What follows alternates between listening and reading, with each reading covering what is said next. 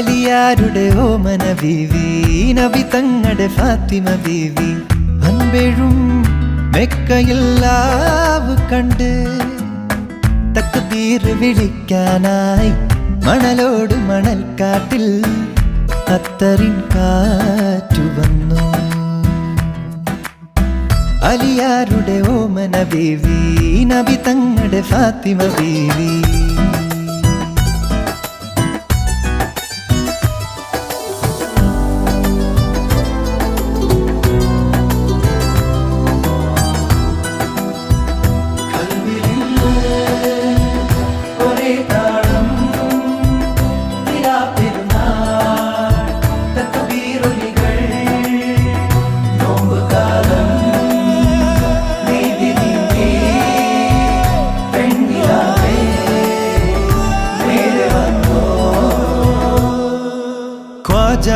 മെഹബൂബിൻ തിരുവരുളാലേ രാവേറെ ചൊല്ലാൻ 1000 തഹ്ലീലുകൾ.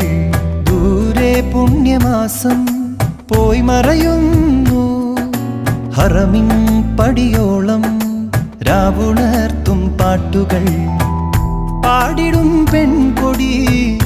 ആരാണു